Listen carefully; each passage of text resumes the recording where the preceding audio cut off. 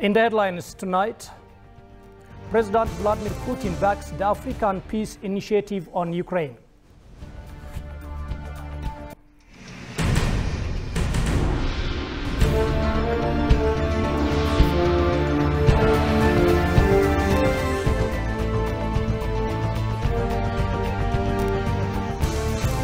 This news hour, I'm Santayo Tamrat with this news package.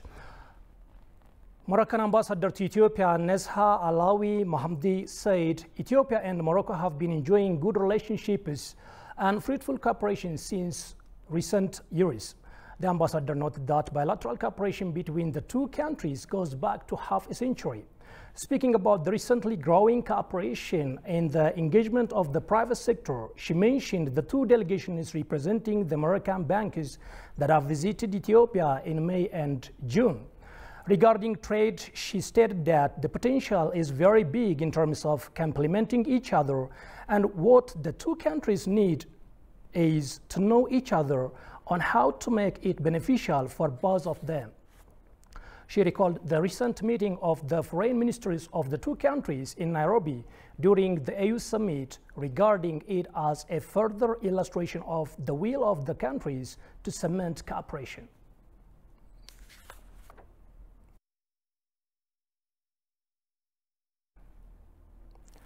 President of the Russian Federation, Vladimir Putin, says Russia will remain a true friend of Africa in the face of diverse changes.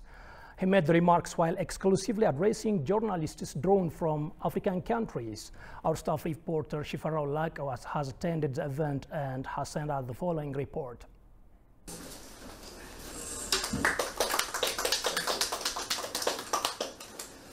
The second Russia-Africa Summit Economic and Humanitarian Forum has been going on for 2 consecutive days here in St. Petersburg, one of the great cities of the Russian Federation, with leaders, heads of state, delegations and representatives from virtually every country on the continent of Africa taking part in this 2-day event. A huge number of journalists have also been part of this great summit, covering the event in different formats. At the end of the summit, the Russian Federation President Vladimir Putin has taken some time to address the journalists when it comes to matters of mutual interests.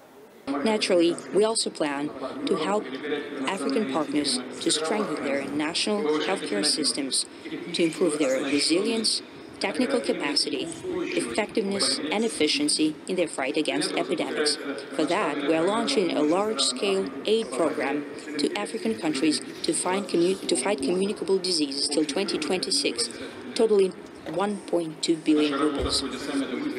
Once again, I'd like to highlight that Russia is sincerely trying to build truly strategic, multifaceted partnership with Africa, and we see the same sentiment to act together, hand in hand, reciprocated by our African friends. Thank you. Also briefing journalists along with the Russian president, the president of the Union of the Comoros, also the chairperson of the African Union, Azali Assoumani, has stressed that Russia is a true friend of Africa that has stood by African nations in times of trouble.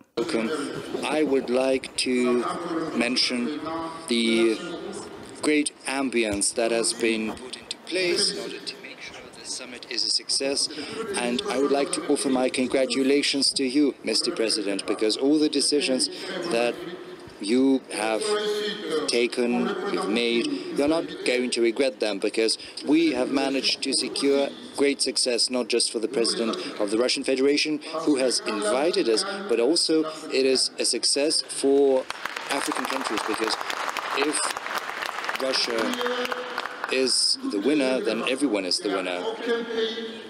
Starting from yesterday's evening, we've been engaged in discussions, we've spoken and have had conversations today.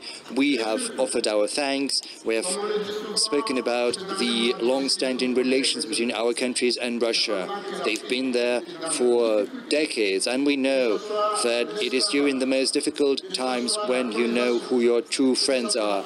And Russia stood with us during the most difficult times, during the times of slavery, or during the times of apartheid, Russia has always been helping us. It was one of the first countries to provide its help with fighting against colonialism, apartheid and slavery. So for many centuries we've had good relations. A number of decisions have already been passed, all aimed at reinforcing the bilateral and multilateral ties between Russia and the continent of Africa. The fact that the Russian president has taken time to discuss issues of mutual interest with the journalists will have huge implications and huge message to get across. Reporting for EBC, Shifarao Lako from St. Petersburg, Russia.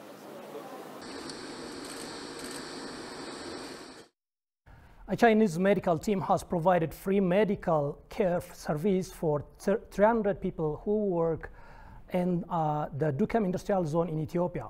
The Chinese embassy in Ethiopia organized the provision of the medical services where more than 30 doctors and medical professionals treated over 300 factory workers. The medical team has provided medical services including surgery, neurology, dentistry, gynecology, internal diagnosis, and other medical treatments. Further medical examination and follow-up will be carried out to the beneficiaries at the Turnesh Beijing Hospital in Addis Ababa. The Chinese medical team has been providing similar medical services to Ethiopians in different hospitals, including various orphanage centers. The Dukem industrial zone, located about 35 kilometers southeast of the capital city, is where Ethiopia started industrial parks development, and Chinese investors are highly engaged in the industrial park.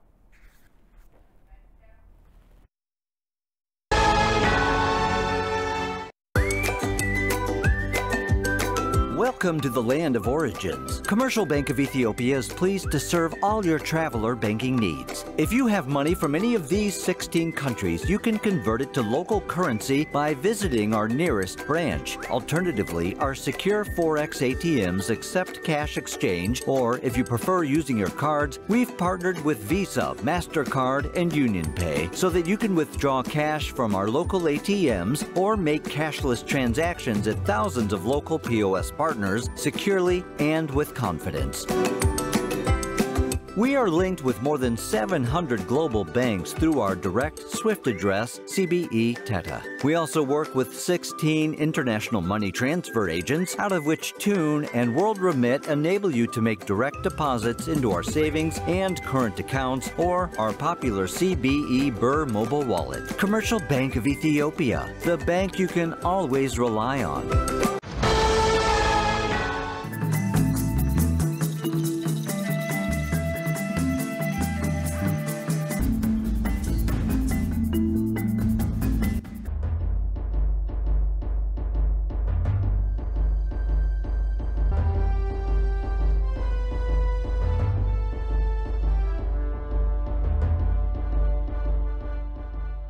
አንድ ሰው ቆርኪ ገደለ ሰው አንድ ሰው ገደለ እንደገደለ ነው እኛ አዋጅ ተሰጥቶ ይሄ ቆርኪዎች ቁጥር ከ70 በታች የነበረው አሁን ላይ ከ800 በላይ ቆርኪዎች አሉ።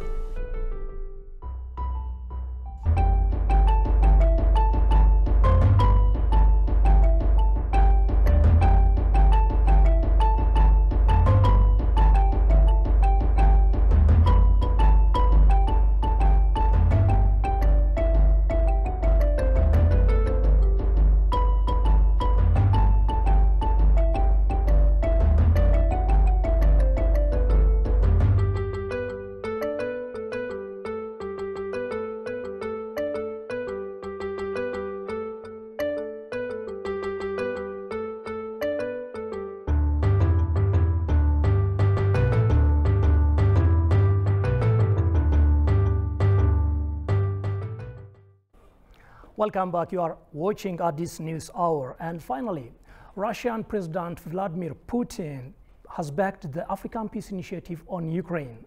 Speaking at the closing event of the Russia-Africa Forum in St. Petersburg, President Putin has praised China's efforts at finding a solution to the conflict.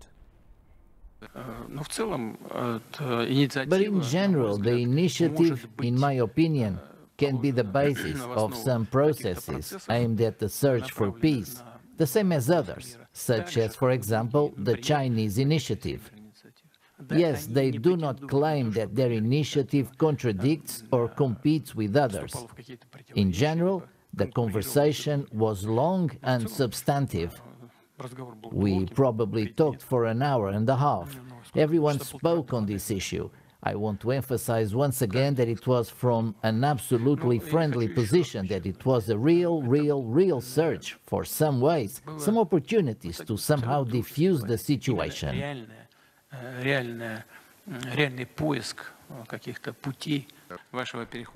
The Russian president also brushed away about a question about why he will not be attending the BRICS forum in South Africa in August, claiming that his presence at the summit is irrelevant, while making no mention of the arrest warrant issued against him by the International Criminal Court.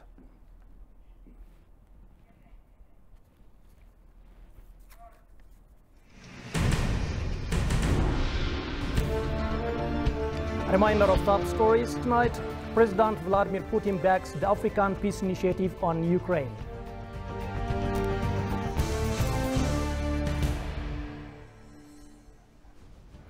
Thank you so much for watching us. I'm Santayo Tamrat with this news. Good night.